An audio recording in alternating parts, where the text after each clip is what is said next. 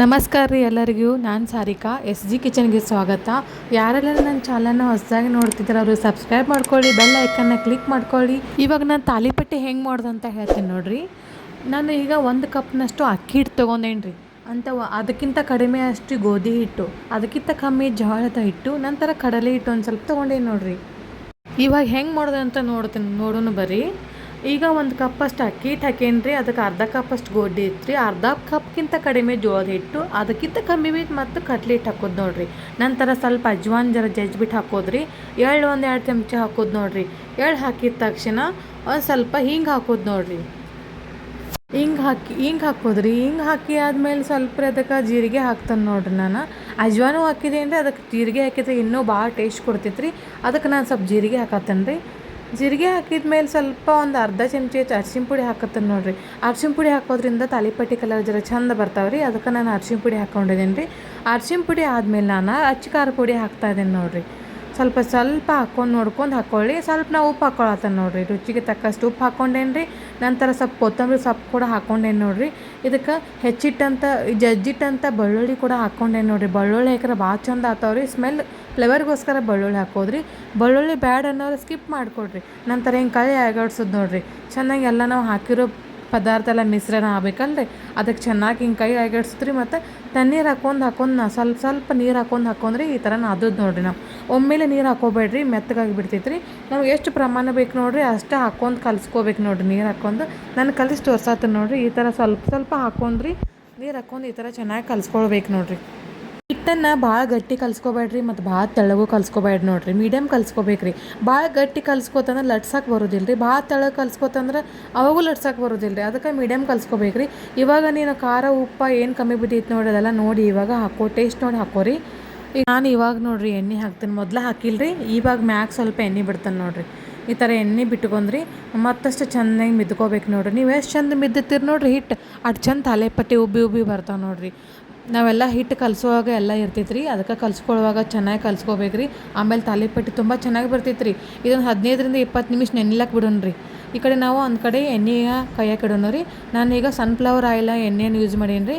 Sunflower oil ಎಣ್ಣೆನ ನಾನು ಒಂದು ಕಡಾಯಿಗೆ ಹಾಕತ್ತೇನೆ ನೋಡಿರಿ. ಎಣ್ಣೆ ಕಾದ್ಮೇಲೆ ತಾಲಿಪಟ್ಟಿ ಏನಿಲ್ಲ ರೀ, ಲಟ್ಸ್ಕೊಂಡ್ರಿ ಎಣ್ಣೆ ತಳ್ಸೋದೈತೆ ರೀ, ಅಷ್ಟೇ ರೀ.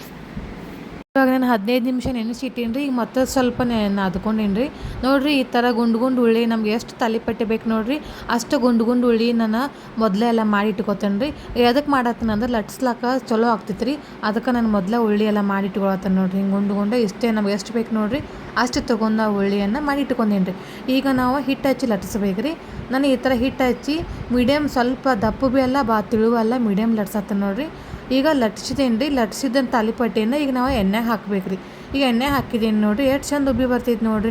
ನಾನು ನಿಮಗೆ ರಿಯಲಾಗಿ ತೋರ್ಸತ್ತೇನೆ ರೀ ಯಾವ ಥರ ತಾಲಿಪಟ್ಟಿ ಎಷ್ಟು ಚಂದ ಉಬ್ಬಿ ಬರ್ತೈತೆ ಅನ್ನೋದು ನೋಡಿರಿ ಎಷ್ಟು ಚೆನ್ನಾಗಿ ಉಬ್ಬಿ ಬರತೈತೆ ರೀ ತಾಲಿಪಟ್ಟಿ. ಭಾಳ ಮಸ್ತ್ ಆಗ್ತಾವೆ ರೀ ತಿನ್ನಕ್ಕೆ. ಬೆಳ್ಳುಳ್ಳಿ ಹಾಕಿರ್ತೈತೆ ಅಲ್ಲಿ, ಅದು ಬೆಳ್ಳುಳ್ಳಿ ಫ್ಲೇವರ ಭಾಳ ಚೆನ್ನಾಗಿ ಬರ್ತೈತೆ ರೀ. ಬಾಯಾಗ ತಿನ್ಲಕ್ಕೆ ಫ್ಲೇವರ್ ಚೆನ್ನಾಗಿ ಕೊಡ್ತೈತೆ ರೀ. ನೋಡಿರಿ ಯಾವ ಥರ ಉಬ್ಬಿ ಬಂದೈತೆ ಅಂತ ನೀವು ನೋಡತ್ತೀರಿ.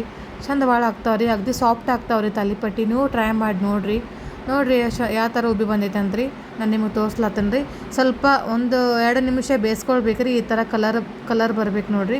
ಹಸಿ ಬಿಸಿ ತೆಗಿಯೋಂಗಿಲ್ಲ ರೀ, ಚೆನ್ನಾಗಿ ಆಗೋದಿಲ್ಲ ರೀ. ಈಗ ನಾನು ಮತ್ತೊಂದು ಲಟ್ಸಿ ಹಾಕತ್ತೇನೆ ನೋಡಿರಿ. ಹಾಕಿದ್ದೇನೆ ನೋಡಿರಿ. ಇದು ಕೂಡ ಎಷ್ಟು ಚೆನ್ನಾಗಿ ಉಬ್ಬಿ ಬರ್ತೈತೆ ನೋಡಿರಿ. ಈ ಥರ ಬರ್ದೈತೆ ನೋಡಿರಿ. ಭಾಳ ತಿಳುವು ಲಟ್ಸ್ಕೊಬೇಡ್ರಿ, ಭಾಳ ದಿಪ್ಪು ಭೀ ಲಟ್ಸ್ಬೇಡ್ರಿ. ತಿಳುವು ಲಟ್ಸ್ರೆ ಬಿರುಸಾಗ್ತೈತೆ ರೀ. ದಿಪ್ಪು ಲಟ್ಸ್ರೆ ಭಾಳ ದಿಪ್ಪ ಆಗ್ತೈತೆ ರೀ. ಮೀಡಿಯಮ್ ಸೈಜ್ ಲಟ್ಸೋದು ನೋಡಿರಿ. ಏನಿಲ್ಲ ರೀ, ಇದೇನು ಭಾಳ ಚಂದ ಉಬ್ಬಿ ಬರ್ತಾವೆ ನೋಡಿರಿ ತಾಲಿಪಟ್ಟಿ. ನೋಡಿ ನಾನು ನಿಮಗೊಂದು ತೋರ್ಸಾತೇನೆ ನೋಡಿರಿ. ಈ ಥರ ಉಬ್ಬಿ ಬಂದವ್ರಿ. ಈಗ ನಾವು ಇದು ತಾಲಿಪಟ್ಟಿಯನ್ನು ಒಂದು ಪ್ಲೇಟಲ್ಲಿ ಹಾಕೋತೀನಿ ನೋಡಿರಿ. ಕೆಲವ್ರು ರೀ ತಾಲಿಪಟ್ಟಿ ಬೀಸಕ್ಕೆ ಕೊಡ್ತಾರೆ ರೀ. ಅಕ್ಕಿ ಅದು ಎಲ್ಲ ರೀ ಗಿರ್ನ್ಯಾಗ ರೀ ಬೀಸ್ಕೊಂಡು ಬಂದು ಹಿಟ್ಲೆ ತಾಲಿಪಟ್ಟಿ ಮಾಡ್ತಾರೆ. ಅದು ಮಸ್ತ್ ಆಗ್ತಾವೆ ರೀ. ನಾನು ಇನ್ಸ್ಟೆಂಟಾಗಿ ಜಲ್ದಿ ರೆಡಿ ಆಗಬೇಕು ಅನ್ನೋ ಕಾರಣಕ್ಕೋಸ್ಕರ ಎಲ್ಲ ಥರ ಹಿಟ್ಟುಗಳನ್ನು ಕೂಡಿಸಿ ತಾಲಿಪಟ್ಟಿ ಮಾಡತ್ತೇನೆ ರೀ. ಆ ಎಲ್ಲ ಥರ ಹಿಟ್ಟದ್ದು ತಾಲಿಪಟ್ಟಿ ಭೀ ಭಾಳ ಚಂದ ಸಖತ್ ಆಗ್ತೈತೆ ನೋಡಿರಿ. ಅಗದಿ ಜಲ್ದಿ ರೆಡಿ ಪಟ್ ಅಂತ ಆಗ್ತೈತೆ ರೀ. ನೋಡಿರಿ ಟ್ರೈ ಮಾಡಿ ನೋಡಿರಿ ಯಾವ ಥರ ಚೆನ್ನಾಗಿ ಬಂದೈತೆ ಅಂತ ರೀ. ಭಾಳ ಚಲೋ ಬರ್ತೈತೆ ರೀ. ಒಮ್ಮೆ ಮಾಡಿ ನೋಡಿರಿ, ನೀವು ಭೀ ಸಾಫ್ಟ್ ಆಗ್ತಾವೆ ರೀ. ನೋಡಿರಿ ಎಲ್ಲ ತಾಲಿಪಟ್ಟಿ ಭೀ ಯಾವ ಥರ ಎಷ್ಟು ಚೆನ್ನಾಗಿ ಉಬ್ಬಿ ಬಂದವ ನೋಡಿರಿ. ಒಂದು ತಾಲಿಪಟ್ಟಿ ಭೀ ಚಪ್ಪಟಾಗಿಲ್ರಿ ಎಲ್ಲ ಉಬ್ಬಿ ಬರ್ತಾವ್ರಿ ತಾಲಿಪಟ್ಟಿ ರೀ ಮೊಸರು ಜೊತೆ ತಿನ್ನಕ್ಕೂ ಚಲೋ ಇರ್ತೈತ್ರಿ ಮತ್ತು ಕೋಸಂಬರಿ ಜೊತೆ ತಿನ್ನಕ್ಕೆ ಭೀ ಚಲೋ ಇರ್ತೈತ್ರಿ. ನಾನು ನಿಮ್ಮ ಮೊಸರು ಜೊತೆ ತೋರ್ಸತ್ತೇನೆ ರೀ. ನೋಡಿರಿ ಎಷ್ಟು ಚಂದ ಬಂದಾವ್ರಿ ತಾಲಿಪಟ್ಟಿ. ಟ್ರೈ ಮಾಡಿ ನೋಡಿರಿ. ಈ ತಾಲಿಪಟ್ಟಿ ಯಾರಿಗೆಲ್ಲ ಇಷ್ಟ ಆಗೈತೆ ನೋಡಿರಿ ಅವರೆಲ್ಲ ನನ್ನ ವಿಡಿಯೋನ ಲೈಕ್ ಮಾಡಿರಿ, ಕಮೆಂಟ್ ಮಾಡಿರಿ, ಶೇರ್ ಮಾಡಿರಿ, ಸಬ್ಸ್ಕ್ರೈಬ್ ಮಾಡ್ಕೋದನ್ನು ಮರಿಬೇಡ್ರಿ. ಧನ್ಯವಾದಗಳು ರೀ.